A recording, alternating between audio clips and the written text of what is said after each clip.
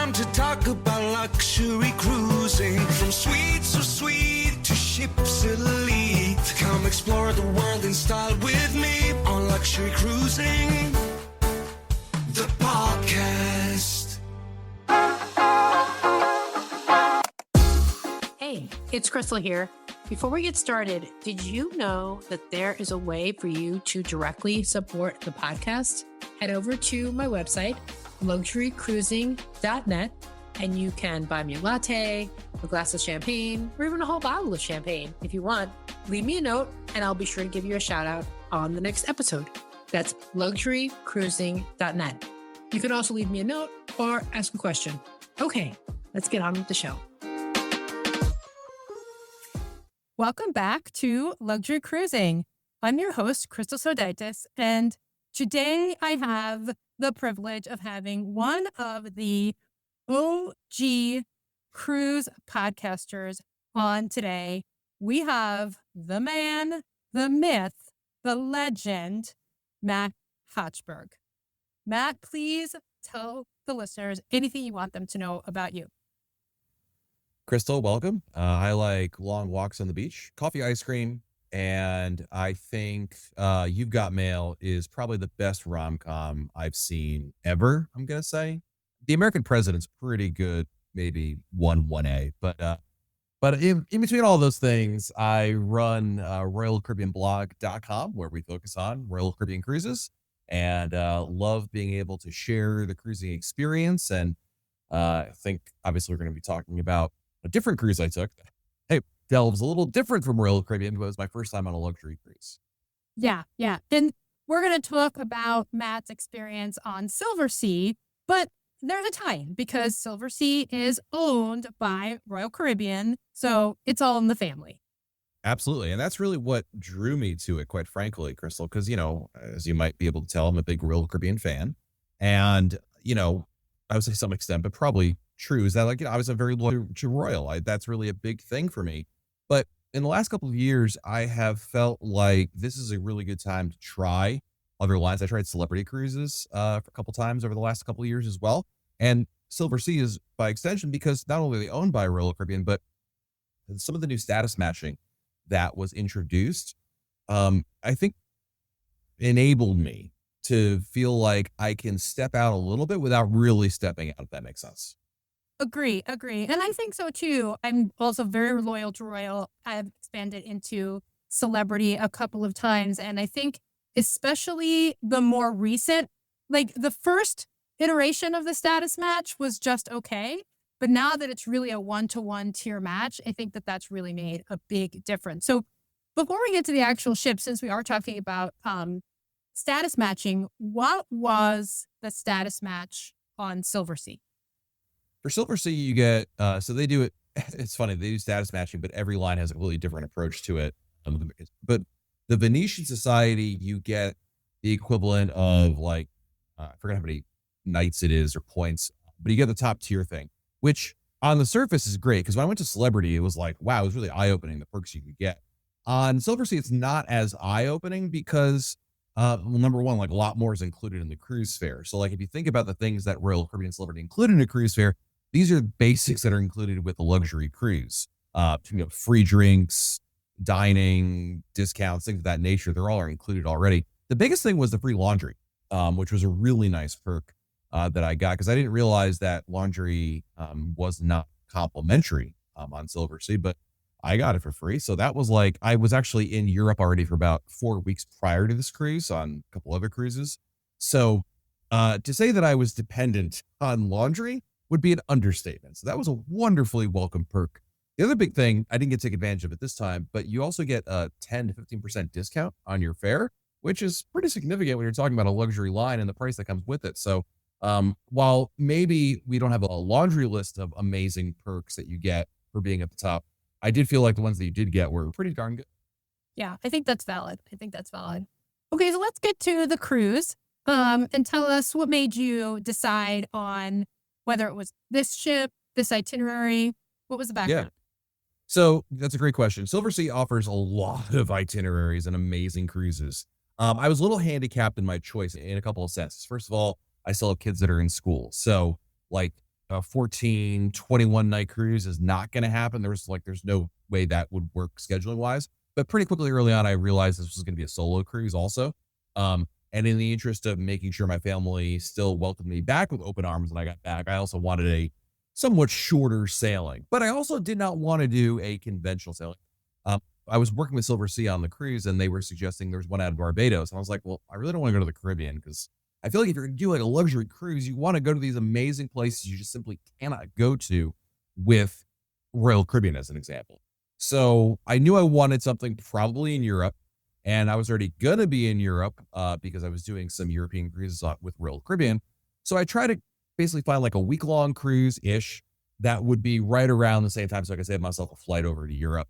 And I landed on Silver Dawn, 7 nights out of Copenhagen, went to the Norwegian fjords, and began in Copenhagen, ended in Bergen, Norway, so an open jaw sailing. And I was really intrigued by this because not only would it allow me to experience the luxury cruise, but I would have just completed a 7-night Norwegian fjords cruise on Independence of the Seas. So this would be a really good compare and contrast. Not quite apples to apples, it'll never be that, but about as close as you could get. So it seemed like a really good fit.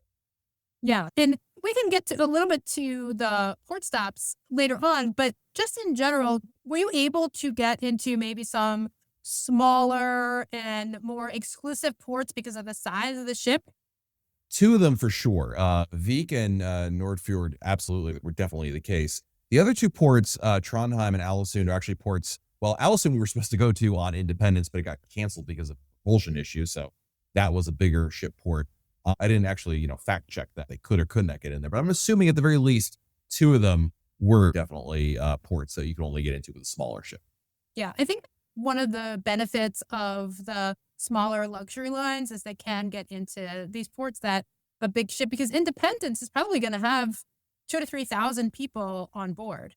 Oh, no, Independence has 4,000 passengers on board. So yeah, it's a big ship. Maybe not Icon of the Seas big, but still pretty darn large. And we'll get into this obviously, but the places your ship can get is just the beginning. There's a lot more of a difference really for going to a luxury line. And this really surprised me, especially considering I had done Celebrity. I really felt like there was a very noticeable difference in the onboard experience from mainstream or premium lines to luxury.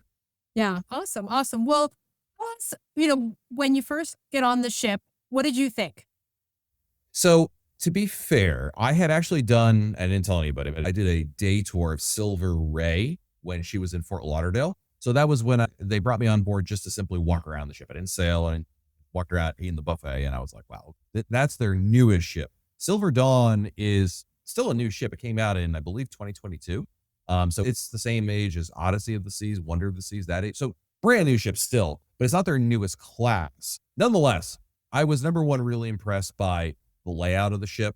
I mean, obviously it doesn't have an atrium or a promenade or that. That's probably the most noticeable thing, I guess I don't say missing, but notable difference when you walk on board a luxury ship. If you're used to big ships, is usually on big ships, you're walking into these cavernous halls like, oh my God, I can't believe this is all on a cruise. And then you get on Silver Dawn and it feels more like a hotel lobby than that experience. Again, different, bad, just that was probably the most notable thing that struck me within the first, 10 minutes of being on board the ship. Yeah. So is it more like walking into that entry hall of a hotel as opposed to the giant promenade or like you say the Pearl on Icon? I think so. I think walking into a nice hotel is pretty much the best way I can describe it. I mean, it was really interesting to me. I'm so conditioned, Crystal, for when you get to the cruise boarding experience. I'm so conditioned for I got to get there early. I got to beat the crowd. I got to get on board and I got to do this. And first of all, there's no online check. You just show up. Second of all, there's no cruise this is in Copenhagen. So there's no cruise terminal. It's a tent, but there's no line. There's one person with me there and I got a noon check-in time. So it was that's noon is like, oh my God, that's super late. But, we're going to be in the mass of people getting in line on this ship and there was nobody. Exactly. No, really easy. It was the first sign, Matt, you're not in Kansas anymore, but also you don't need to worry as much anymore. This is take it back a notch, pull it back a little bit. And that was kind of really, again, boarding the ship. And this is a theme for most of the cruise where I was I would say this in a positive way. where is everybody? Where are the people? It's strange not running into, I don't say crowds, but just people in general. Yeah. Awesome. And was the decor like classic luxury or more understated? How was the decor? I would say it's very contemporary, modern-ish. I mean, if you've been on Celebrity, I would say that the decor looks a lot more like Celebrity than it does Royal Caribbean. It's those, browns, muted tones, it's beiges.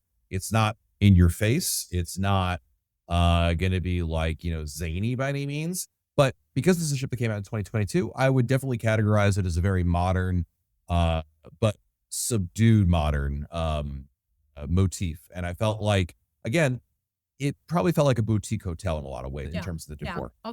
Awesome. And how about the stateroom? What was that like? So that was interesting. So I've done, giant suites on Royal Caribbean and on Silver Dawn. All the rooms are obviously suites, so there are no interior rooms or anything like that. Size wise, it was very nice size. I mean, obviously I was there by myself, so definitely overkill for just myself. But even if I was sharing with my wife, what I loved was that, first of all, the bathroom is huge. I had the basic suite. I didn't get anything super duper on there, but lots of space in the bathroom. There's a walk-in closet. There's ample space in the living area where the couch is and whatnot. Balcony was a decent size. I actually probably thought for a suite on Royal Caribbean, it'd be a smaller balcony, but for this one, it was fine. And again, it's just made 2 chairs, a table there, but lots of space to spread out. Certainly you don't feel constricted. And again, going back to the hotel metaphor, I felt like it was a lot like being in a hotel room. And certainly I was just in Copenhagen, and Europe is notorious for small hotels. And this was much bigger than that. Yeah. Awesome. Any like amenities within the room that stood out? Great question. So obviously there's a shower and a tub, and that's a nice distinction, not having them together in one, which is usually what you find in a lot of the entry level suites on Royal Caribbean. Separate, lots of space over there. The walk-in closet is huge. I feel like that's a really nice thing to have because not only do you have places to put your clothing, but it really does feel like separate from the rest of it. Other than that, I don't think there's anything that really jumped out beyond that, but I think the bathroom and the walk-in closet were truly probably the nicest amenities that I'm not used to having in suites on other ships, short of having like level suites that cost tens of thousands of dollars. As a woman, for us, a lot of times the bath products are important. Did you notice anything in terms of the bath products? Yeah, well, I'm going to give you the typical man answer here. The butler brought me, he's like, oh, we have all these selection of fine toiletries. And I'm like, well, first of all, I brought my own. But second of all, I would say it's meaningless to me, but I was like, thank you. But I think I'm okay with whatever the stock stuff is because I was using my own stuff anyway. But yes, there was a wide selection. I can't speak to what they were because it was new to me, but it was interesting. That was one of the perks of Silversea is that they not only have in the suite, whatever they have, the usual stuff, but then they also have an assortment of other toiletries that you could choose from if you'd like to. Awesome. So that's a good segue to ask about the Butler. Yep. And one of the things that comes up periodically, people ask me is, many luxury lines and even contemporary lines that have some of the higher suites offer a Butler. But Royal Caribbean is the only line that has a Royal Genie. And people wonder, and I think I know, but I know also now that you've experienced both the Butler and the Genie, can you compare and contrast the two? Yeah, absolutely. So the Butler I was really excited for initially. I would say my experience was a little more tempered, but they're similar, but they're not. The Butler basically is there, and this makes sense. If you had a butler in your house, your butler works in your house. The butler doesn't help you when you're at Home Depot, as an example. I don't know, metaphor. Basically, the butler's powers, the service they provide are only in your room, and that was kind of an interesting chain. Whereas the Genie, you could be at the bar, you could be at the show. They're there to work with you throughout. That's one difference. Another difference is that with the Genie, you can use WhatsApp to be able to message them. Whereas the Butler, you cannot. You have to physically pick up your phone in your cabin and call them. The Butler has hours they're not working in the afternoon, whereas theoretically the Genie is 24 hours, but they have operational hours as well. I feel like they have a little more leeway in terms of bringing things and opening things up to you. Like as an example, on Icon of the Seas, we got to meet and hang out with the chief dog officer, Rover, because the Genie was able to arrange that. The great thing about the Butler is basically you have to live in your room. And the more you live in your room, the more useful the Butler is, because they can do things like pack and unpack for you, which the Genie would never do. And that was an amazing perk. The Butler will draw a bath for you, which the Genie can't do for sure. Both of them, though, did things like surprise you with little things within the room. Like my Butler brought me, I asked for raspberries once. I had raspberries for the rest of the cruise. When I got back from a very long shore excursion, the bath was drawn for me with music in the bathroom because he thought maybe I'd like a break. One night there was popcorn in my room because he thought maybe I'd want to just watch some movies or something like that. So like little thoughtful things, and the Genie does similar things with them. So they're similar, but I feel like the Genie's powers extend beyond the room, whereas the Butler truly is in the room. And one other thing I just thought about, the Butler on Silver Dawn, I shared with 13 other cabins, so 14 total, whereas the Genie is 3 or 4 suites you're sharing. Yeah. Well, that's really helpful. Thanks for that. Yeah. What other aspects of the service stood out for you on Silversea compared to, let's say, Celebrity or Royal? The crew members on every cruise ship, every cruise line are fantastic.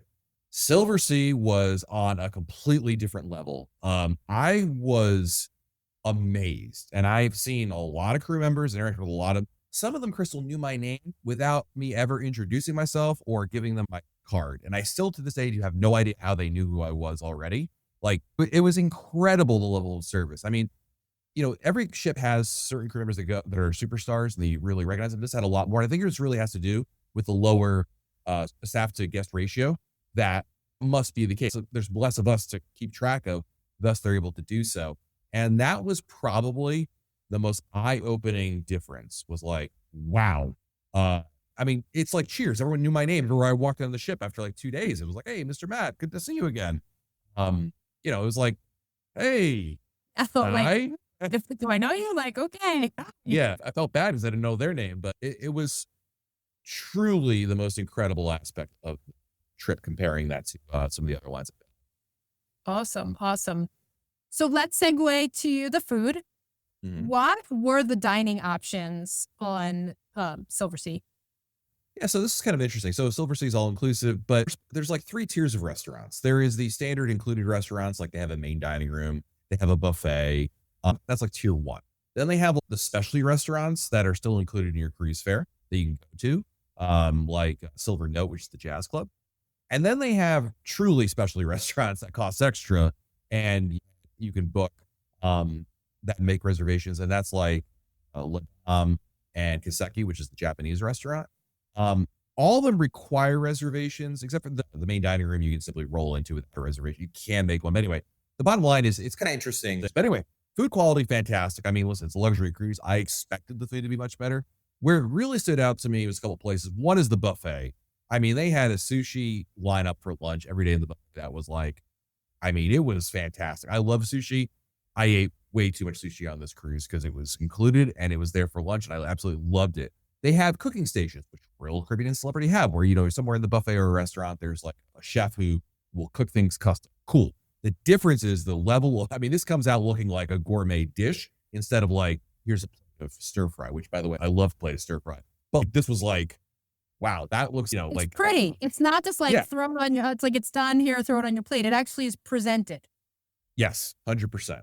La Dame was probably the most like over the top, like, I mean, this is classic French cooking, foie gras, that type of stuff there. And obviously the quality is fantastic.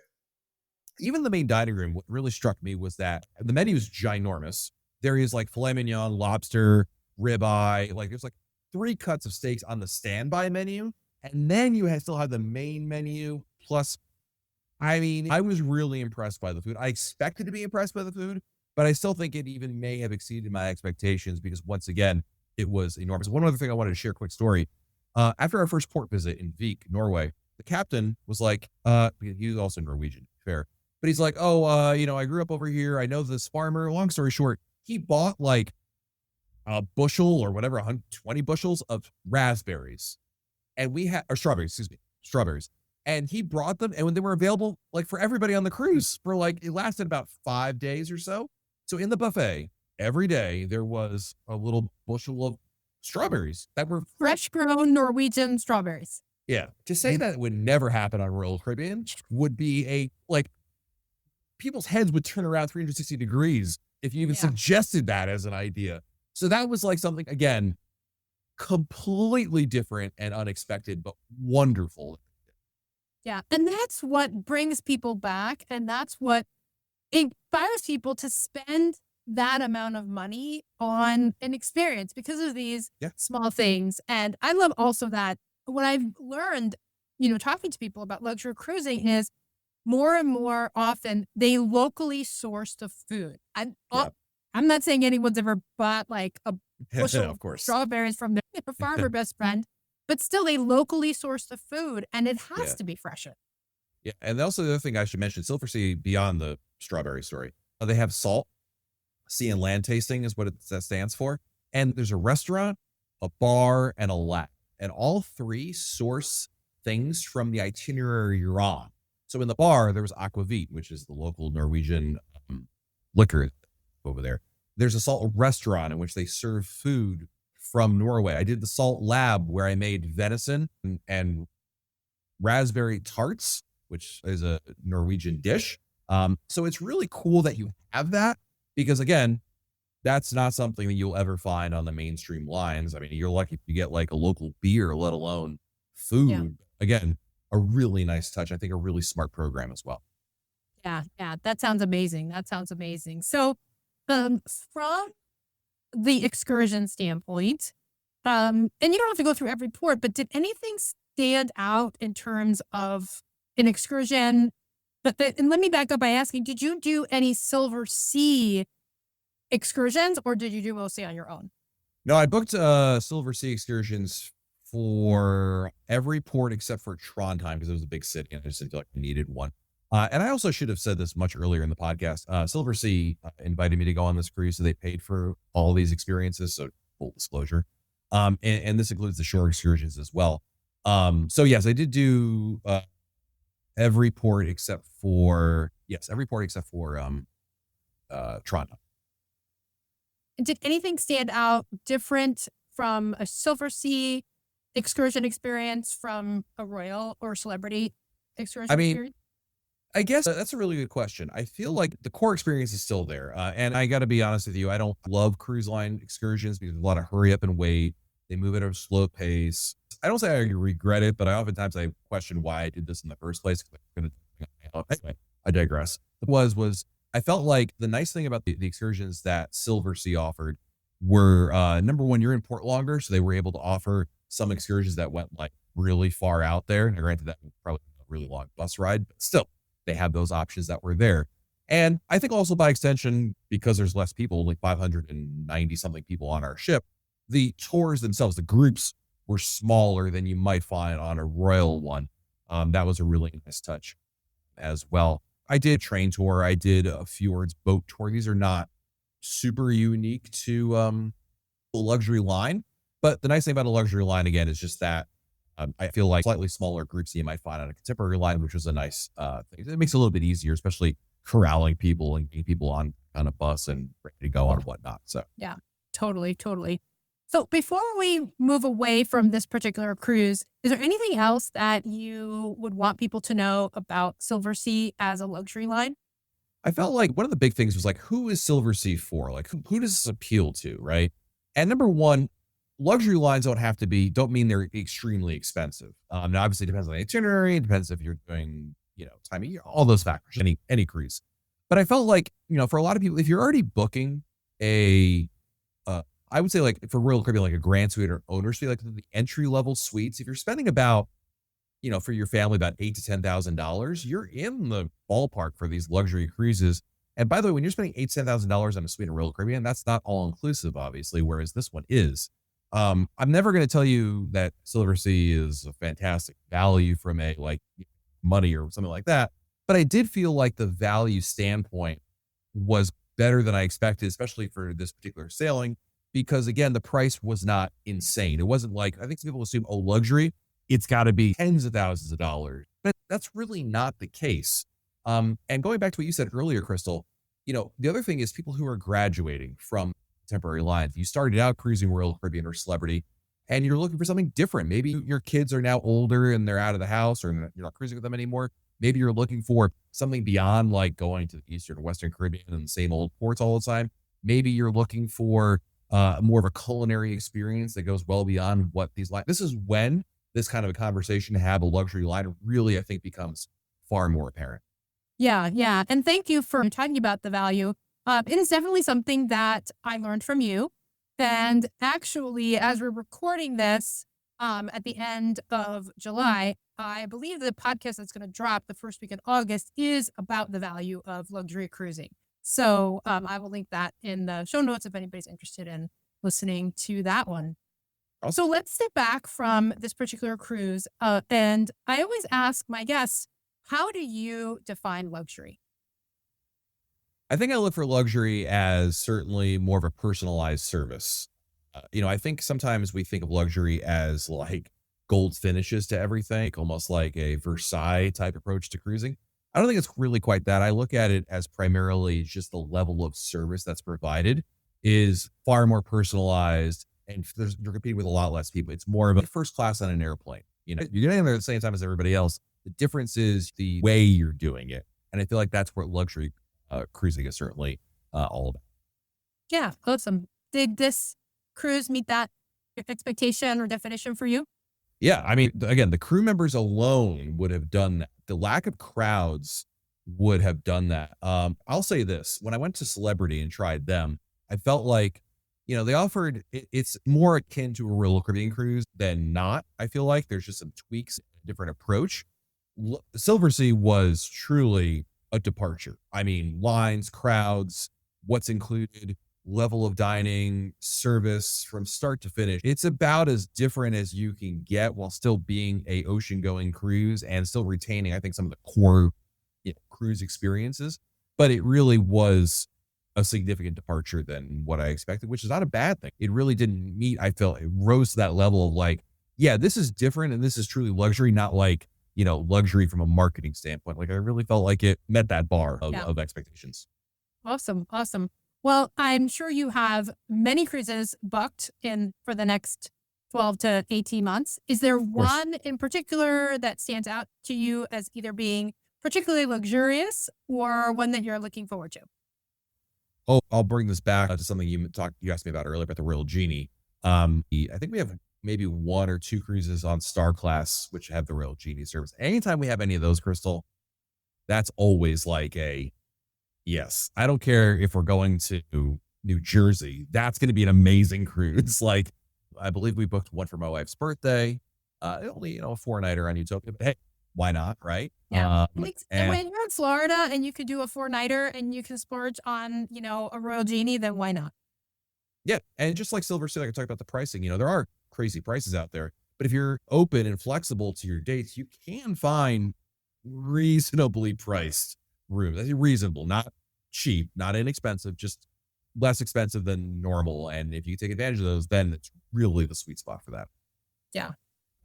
So last question, what is your dream cruise? Oh man. It's funny. I would tell you, this answer probably would have changed a couple months ago, I'm sure. I really think my dream cruise has less to do with where we're going as much as who's going with me. And I really want to I think my dream cruise would truly be a cruise in which I get to bring my family, my sisters, my parents, obviously my family, my wife, my kids, and maybe some friends as well. So we kind of like, not huge cruise, we're not talking like 100 people, but like, surround myself with the people that I love and do something together. And then also like the Royal Genie experience together. So we can all do that. That would be an amazing, like, let's share in that. That's more important to me, to see the smiles on everybody's faces and experience it together than like, giving you a bucket list. Like, I'd like to go to this place, which I wouldn't mind going to this place. But I feel like at this point in my life, that's kind of where I look at my dream cruise. That's awesome. I love that. Well, thank you so much. Tell people once again where they can follow you, all of your amazing, not just Royal Caribbean, but all things cruising, because you have two sites. That's right. Yeah. So RoyalCaribbeanBlog.com and cruise.blog. Those are the two sites that we have. And of course, if you go to RoyalCaribbeanBlog.com, you have all the information there. And Cruise Blog, we're on YouTube, we're on Instagram, so you can find us all on there. But the YouTube and the website are obviously the two biggest components that we love doing. It's a lot of fun. So hopefully you'll be able to get some benefit as well. Because a lot of the information, even if you're not a Royal Caribbean super fan, doesn't matter. A lot of the information truly is universal because it's just, cruising stuff that just applies to many lines beyond even just Royal Caribbean. Absolutely. Absolutely. I have learned a ton over the last probably decade of following you. So I so appreciate Wonderful. it. I so appreciate you being here. Thank you all for listening. And until next time, I wish you safe and luxurious cruising. Hey, before you go, if you're enjoying this content, I would so appreciate a 5-star review on Apple Podcasts or wherever you're listening to this podcast. If you'd like to be on the show, there's a link to a form in the show notes, or you can email me at luxurycruisingpodcast@gmail.com. That's luxurycruisingpodcast@gmail.com. I hope to hear from you soon.